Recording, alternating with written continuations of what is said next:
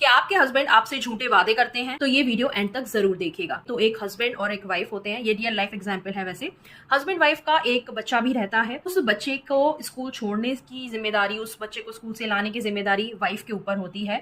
वो रोज सुबह उठ के उस बच्चे को तैयार करती है, लंच बनाती है, उसको छोड़ के आती है। ये जो वाइफ है वो खुद काम भी करती है, घर भी संभालती है, बच्चे को भी संभालती है, उसकी स्टडी का भी ध्यान रखती है। आते हैं एक दिन के ऊपर कि जब संडे का दिन था और पूरा दिन हस्बैंड ने अपने मन मर्जी से बिताया, अपना मैच देखा, थोड़ा फोन चलाया। शाम को वाइफ के साथ जाके उसको थोड़ा सब्जी वगैरह दिलवा लाए। 9:30 बज गए और वाइफ 10 साढ़े 10 तक सो जाती है, क्योंकि सुबह उसे 6 बजे उठना होता है, क्योंकि बच्चे को स्कूल भेजना होता है।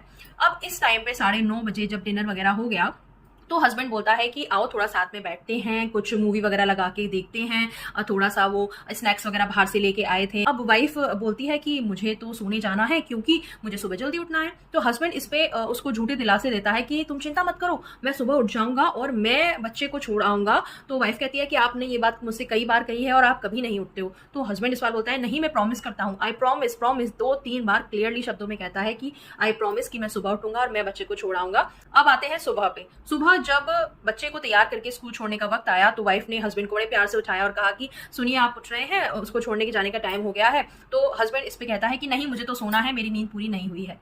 अब इस मोमेंट पे वाइफ का दिल इतनी बुरी तरीके से टूटता है कि फिर से एक बार मैं इनकी बातों में आ गई और इन्होंने फिर से मुझे झूठे दिलासे दिए, झूठा प्रॉमिस किया। अब कहने को तो ये बहुत छोटी सी बात है, और क्योंकि वो हर रोज उस बच्चे को छोड़ने जाती है तो उसके लिए कोई बड़ी बात नहीं है उसे इस दिन पे भी छोड़ने जाना। लेकिन इस बार उसे बहुत ही ज्यादा वादा करके उम्मीद जगाई गई थी, और किसी की उम्मीद जगा के उसे फिर से तोड़ देना, इससे बड़ा आई थिंक कुछ भी इमोशनल अत्याचार नहीं होता। अब आप बोलोगे कि वाइफ को हस्बैंड से इस बारे में बात करनी चाहिए। वेल, इस तरीके के मुद्दों पे जब उसने पहले बात करना चाही है तो हस्बैंड उसे बहुत क्लियरली शट डाउन कर देते हैं और बहुत ही रूडली चिल्ला के बोलते हैं कि क्या हो गया, सो गया। तो इसकी वजह से इस बार वाइफ ने सोचा कि मैं बात नहीं करूंगी और वेट करूंगी कि शायद इन्हें खुद से रियलाइज हो, जब ये आराम से अपनी नींद से उठे। अब हस्बैंड के उठने से लेके उसके ऑफिस जाने तक करीब 3-3.5 घंटे का टाइम था, और इस बीच में उसने फिर से टीवी देखा, फिर से फोन चलाया और अपना अलोन टाइम स्पेंड किया। वाइफ से कुछ गिनी चुनी बातें करी, जैसे कि खाने में क्या बना है, मेरे लिए दूध बना दो, घर की बातें थोड़ी सी और बच्चे की बातें, स्कूल की बातें, बस इतना ही, और चले गए अपने काम पे। तो वाइफ ने अपना फोन उठाया और अपने मन की सारी भड़ास निकाली